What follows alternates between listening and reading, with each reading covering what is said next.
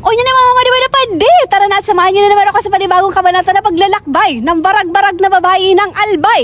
Ang linaw na alang. At nandito nga ako ngayon sa Don Sorsogon para makapag-ambag ng libag. Charis! May nakita na naman kasi ako sa Google Maps na may magandang waterfalls na kung tawagin nila ay Tuba Falls ng barangay Tuba Don Sorsogon. O tapakahiling ko ba ka ito o ruwag man tulos kita o basta man talaga o pagbarag-barag. O dahil mo nang ganda akong masasaway. And finally after 3 hours, 25 minutes and 3 seconds, sus marayos. Nakarating din akong buhay pa dito sa barangay Tuba Don Sorsogon. At expected ko naman talaga na mahaba-haba na naman lakaran dito. Wala pa nga Semana Santa, mag-aalay lakad na naman. Bulis na. For your information mga madibuda pa di, first time ko lang dito sa barangay Tuba. Nakita ko lang kasi itong nakapost sa FB, sabay hinanap ko sa Google Maps kung tunay ba. Kaya naman hindi ko alam kung ano at saan ang tamang direksyon ng lugar na ito. Diyan nga pala is diretso pa yung daanan, yung parang nasa east stage pa lang tayo. Sus marayos.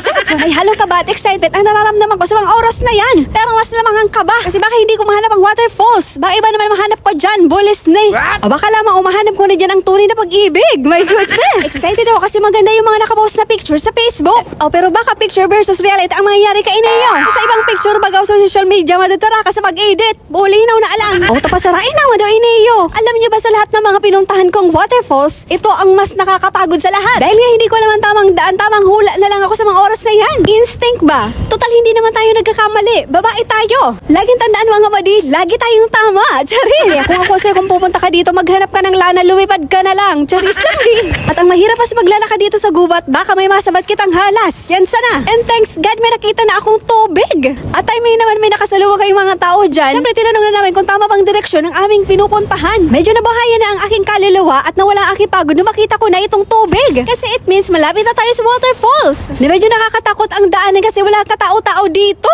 At medyo kakaiba pa ang mararamdaman mo. Feeling mo may nanonood sa'yo. At sa part nga na yan, wala tayong choice kundi tumawig sa ilog na yan. Mabuti lang at hindi ako ng sapatos with heels. O magsinala o magursamod kita dyan, my goodness. Mabato pa naman sa part na yan pero in fairness sa mga bato dito, maputi. Sana all pero sa naglalakad, maitom, bulis na. At sa part nga na yan, meron ako nakitang matandang kahoy ko hindi ka magpapatabi-tabi. Sigurado ikaw ay maengkanto. So nature trip mo o pag-uli mo, diretsok pa sa Tiguaran. Medyo malapit na nga pala ako sa mga oras na yan. Malapit nang bumitaw. Aray mo. Pero nandito na naman tayo at malapit na nga tayo. Siyempre, of course, ipagpapatuloy na natin ang paglalakbay na ito. Alam mo ba kung bakit hindi ko ini-skip ang video na ito? Baka kasi maisipan mo pumunta dito, meron ka ng idea kung ano ang mga expectation mo sa paglalakad dito. At kung napagod ka na sa panonood pa lang, hindi ito para sa'yo. Huwag ka na pumunta dito. Promises. Charis lang.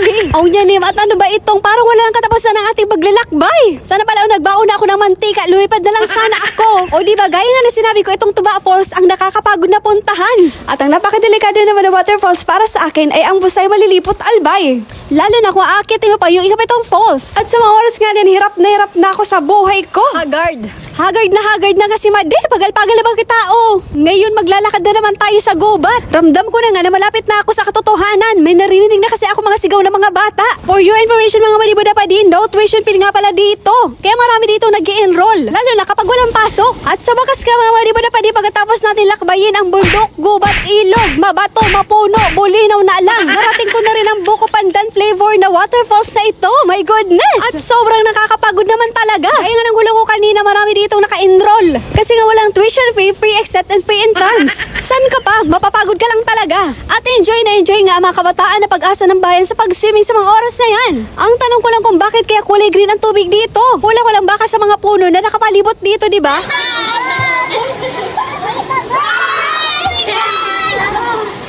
At yan nga for the lamutaw na ang barag-barag na babae kan Tabaco City. At una ko nga pala dyan na binasa ang aking ulo, baka magmigil aman sa kuyang lawas ade. Bati mapagalo no suli na kauta. Siguro estimate ko muna sa tubig kung kaya ko ba baka baga o hararo mo na de. Dahan-dahan lang ako naglalakad dyan kasi putek sa paggapo baya. Aw yaong pasananay ako dyan no sa tampay, labaw-labaw na sa kuyang tubig. Dyan nga lumuhin na nga si Hearty Bangilista ng Kubo, Tabaco City. Charis! Mabuti na lang at may baon ako mga swimming moves dito sa Don Sorsogon. Akong dayo, makasupugon man yan magtabo sa gilid-gilid ade.